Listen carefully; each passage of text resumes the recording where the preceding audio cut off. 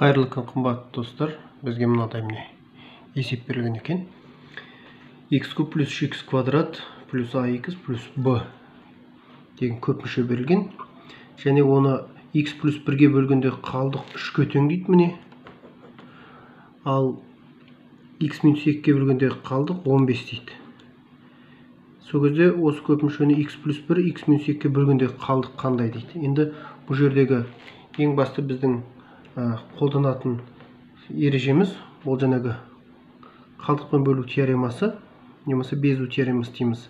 Яғни x плюс 1-ге бөлгенде деген сөз, демек шешуіне тоқталар болсақ, демек x-тің орнына минус 1-ді қойған кезде бізде мына өрнекте 3 шығады деп тұр. Демек p-ның орнына x-тің орнына минус 1-ді қойып шығарамыз деген сөз.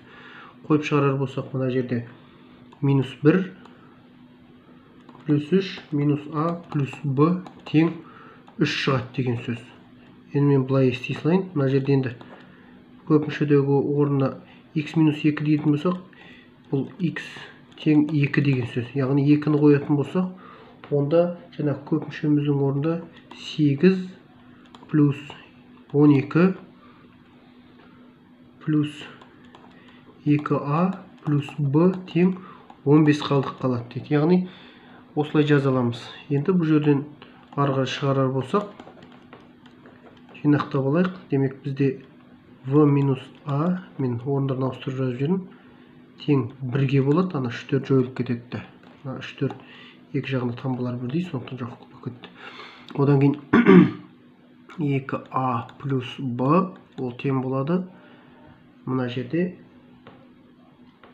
минус 5 болады, есептейтін болсақ. Осындай өрнек шықты. Енді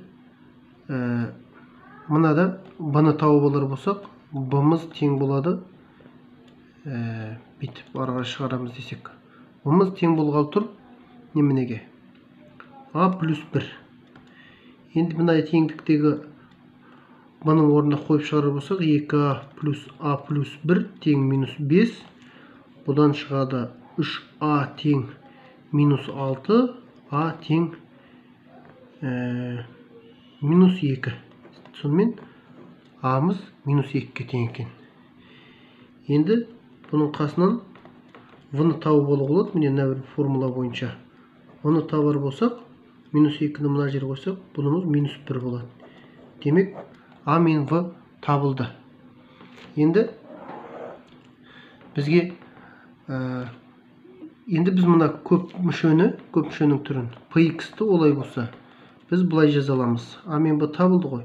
x куб плюс 3x квадрат плюс a-ның орнына минус 2. Мына жерде бүйтейінші.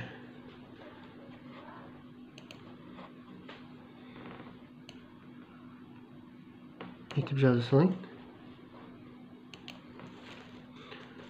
A-ның орнына жаңағы минус 2x минус 1 деп жазуымызға болады. Енді бізге осы көп мүшені мына x плюс 1 x минус 2-ге бөлген кездегі қалдықты тап деп тұр. Олай болса, біз мына көбешке жіктелген екі мүшені ең бірінші 3 мүшеге келтіріп алайық. Мына өрнекті 3 мүше, содан кейін бұрыштап бөлу ережесі арқылы шығарамыз. Осыны шығарар болсақ, бұның түрі, мен қазір түсті өзгертіп алайын. Мына жерде x квадрат минус 2x плюс 2x болады. Минус 2. Яғни біздің қарастырғалы отырған өрнегіміздің түрі мынадай болды. Онша емес свет болып кетіпті ғой. Міне x квадрат минус 2x минус 2 деген осындай өрнек шықты міне.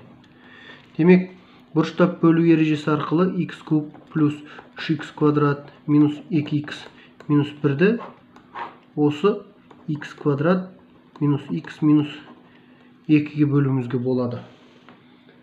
Осыған бөлетін болсақ, енді бұрыштап бөлу ережесі бойынша шығарамыз. неден береміз? X'тан береміз. X куб минус X квадрат минус 2X. Азайтар болсақ, мынау жойылады. Мына жерде 4X квадрат болады. Мынауымыз минус 1. Енді 4X квадрат қылу үшін плюс 4 береміз. Мына жерде сол кезде 4X квадрат минус 4X минус 8.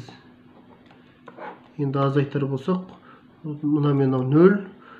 Минус 4'іміз ол 4X болады. Мынада минус 1, минус 8, плюс 7 болады.